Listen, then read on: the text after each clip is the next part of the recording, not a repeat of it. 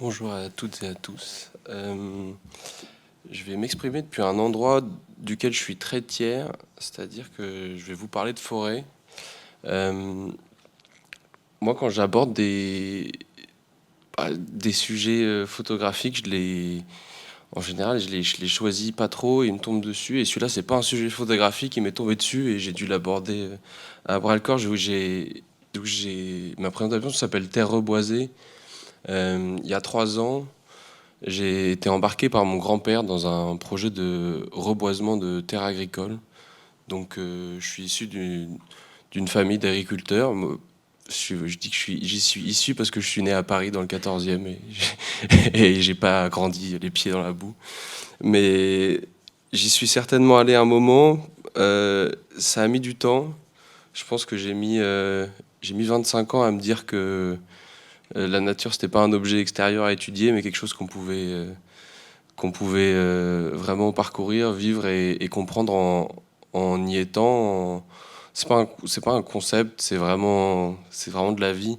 Et, et moi, j'ai fait du droit de l'environnement pendant 5 ans en études supérieures avant de me dire que peut-être qu'il était temps d'aller dans les champs. Et donc en 2023, mon grand-père m'a proposé de participer à un projet déjà en cours. Donc on a sur des terres familiales en Picardie, dans le nord de la France, au nord d'Amiens, sur ce qu'on appelle le plateau Picard ou la Picardie verte. Donc c'est des grandes plaines qui sont en général couvertes de champs de patates, de tournesol, beaucoup de betteraves aussi, beaucoup du sucre est produit là-haut. Et on a, il avait déjà eu, donc là vous le voyez sur cette photographie, c'est une photographie d'archives que j'ai récupérée de mon arrière-grand-père. J'ai même pas besoin de faire de photos. Heureusement, j'en ai déjà dans ma famille aussi quelques photographes qui traînent. Mon grand-père est au milieu, c'est la promotion euh, de AgroParisTech, qui est donc l'institution supérieure d'agronomie parisienne. C'est un peu la polytechnique de l'agriculture qui était à Grignon, à côté de Plaisir, en France. Et donc ça, c'est mon grand-père avec toute sa promotion en costard qui va explorer les champs en sortie de master. Donc ça témoigne déjà d'une certaine vision. On voit déjà la belle monoculture de blé. Ça témoigne déjà d'une vision intéressante de notre rapport à l'agriculture, tous ces hommes en costard qui regardent comment ils vont pouvoir étendre à perte de vue ces champs, et c'est ce qu'ils ont fait, et c'est ce que mon grand-père a fait en sortant de son école. Il a monté une entreprise où il a loué du matériel agricole à tout le village et tous les gens qui voulaient bien planter quelque chose. Donc les Américains ont amené beaucoup de tracteurs et ça a été la révolution. Il fallait nourrir le monde. C'était ce qui se disait à cette époque dans leur costard. Il faut que c'est des terres nourricières, il faut qu'elles rendent plus de rendement, il faut qu'il y ait plus d'étendue. Et donc ils ont remembré ou démembré la terre, ils en ont fait des grandes plaines à perte de vue. Et à, à la tournée de ses 85 ans, mon grand-père s'est commencé à s'intéresser un peu aux arbres quand il a vu que il y a quand même beaucoup de champs et pas beaucoup de voitures et plus beaucoup d'agriculteurs ici, dans le village, donc Rubempré où mon grand-père est né, et donc sa mère aussi, que vous pouvez voir sur cette photo. Donc c'est Casilda, mon arrière-grand-mère. C'était une écrivaine aussi, une agricultrice. Elle écrivait beaucoup en picard, en patois. Elle a passé sa vie dans ses champs, elle y travaillait aussi. Et, et quand, quand mon grand-père a fait cette entreprise, elle en était très contente, je pense. Elle l'a toujours soutenue et ça n'a pas été trop une question, même si le paysage changeait, les pratiques changeaient du tout au tout. Ça a été accepté dans la famille, mais elle a beaucoup écrit sur ces moments, elle a beaucoup écrit sur ces terres. Donc moi, j'hérite de certaines photographies, d'une pratique de changement de cette terre, d'une pratique aussi d'écrire cette terre. Et, et le projet a été donc de reboiser plus de 15 hectares de terres agricoles, donc 15,6 hectares exactement, principalement et essentiellement en feuillus. Je vous montrerai les essences tout à l'heure qu'on a choisies. On, voilà, il y avait déjà une plantation d'agroforesterie sur ces terres. Donc l'agroforesterie, le principe, c'est... Bon, je suis désolé, on part en cours de foresterie, mais c'est la journée, je crois, ou jamais. Et donc l'idée, c'est donc des lignes d'arbres qui sont plantées et on fait des cultures entre les lignes d'arbres. C'est un peu ce qu'on faisait dans les abbayes, c'était souvent dans les cloîtres ou dans les jardins. On a toujours cultivé au milieu des arbres parce qu'il y a des échanges incroyables de minéraux qui se font entre le potager et les arbres à côté. Et donc ça se fait aussi de manière un peu plus industrielle, où on laisse 8 mètres, de quoi passer une moissonneuse-batteuse entre deux rangées d'arbres.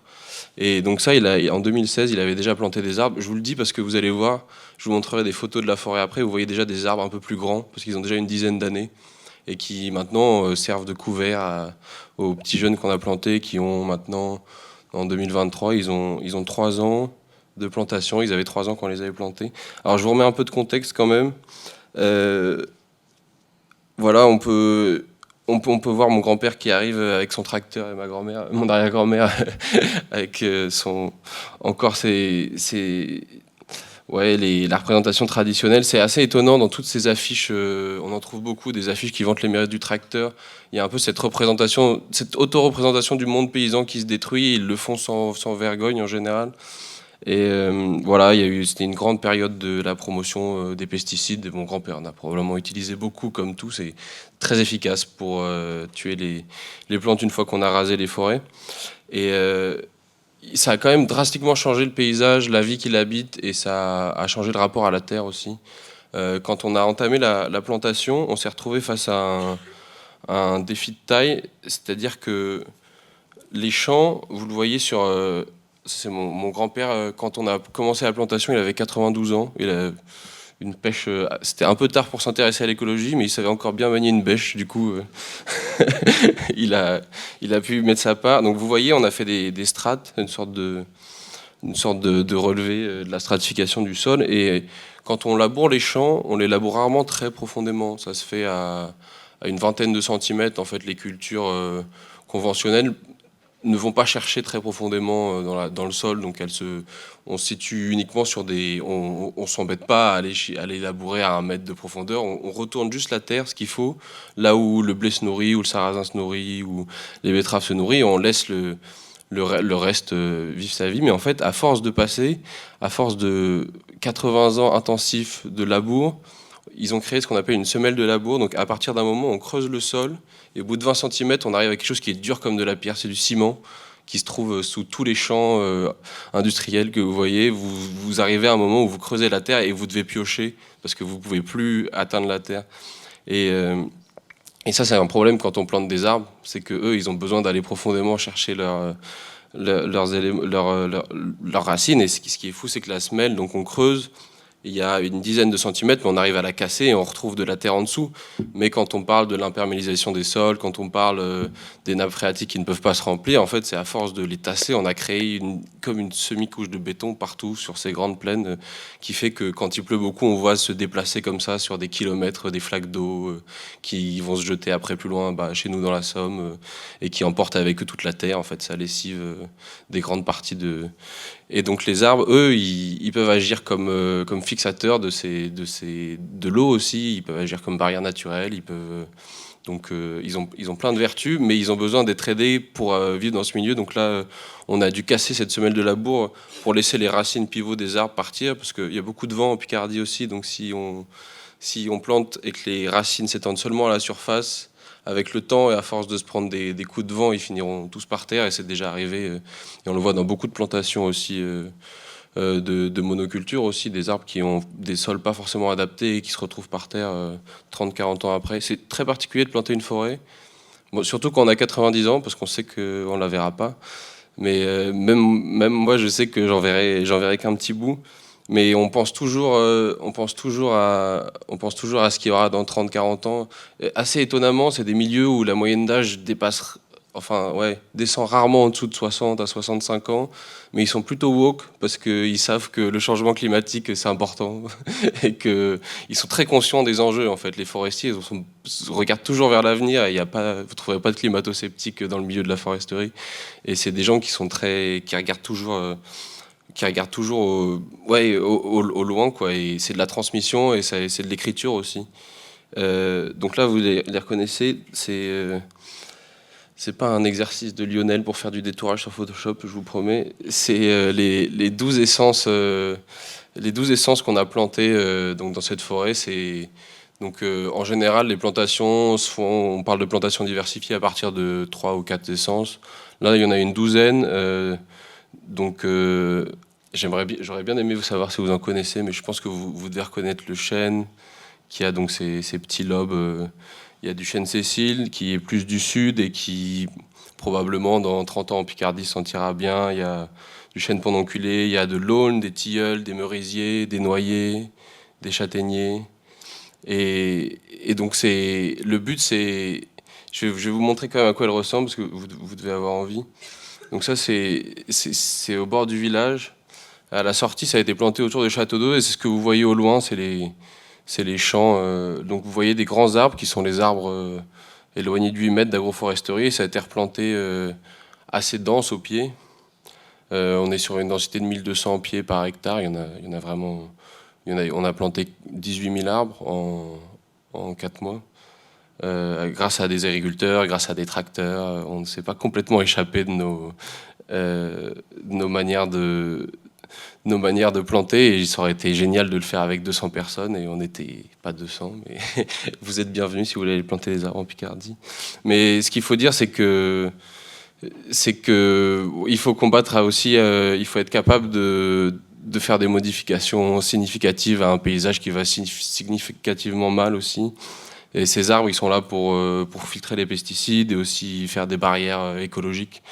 L'objectif de cette forêt, et je pense que je vais finir là-dessus, c'est de ce qu'on appelle faire une futée irrégulière. On appelle ça aussi une futée jardinée. Et donc pour construire un écosystème forestier qui reste dans des cycles de reproduction semi-naturels, l'idée c'est d'avoir des arbres de toutes les tailles. C'est-à-dire que forcément, quand on plante que des petits arbres et qu'on décide de les récolter à 50 ans en coupant tout, on n'a pas trop le choix que de s'inscrire dans un cycle industriel. Mais en fait, c'est aussi possible d'avoir des arbres de différentes tailles et de prendre les grands quand ils sont matures et puis de laisser les moyens pousser, qui deviendront grands, et les petits qui deviendront moyens. Et c'est très enrichissant de regarder et de lire de la littérature forestière. Je vous l'encourage, ça donne presque de l'espoir sur le futur, parce qu'on se dit parce qu'il y a des gens qui pensent à mettre en place des écosystèmes qui se suffisent, qui produisent de l'énergie et du bois dont on a besoin. C'est assez réaliste et c'est assez encourageant. J'ai hérité maintenant de la gestion de cette forêt depuis 1 an. Donc en parallèle de l'école, je retourne en Picardie de temps en temps aller tailler des arbres et mettre des coups de bêche. Je suis encore en train d'y travailler. J'en saurai plus et j'en partagerai plus avec vous au fur et à mesure de cette aventure. Voilà. Merci beaucoup.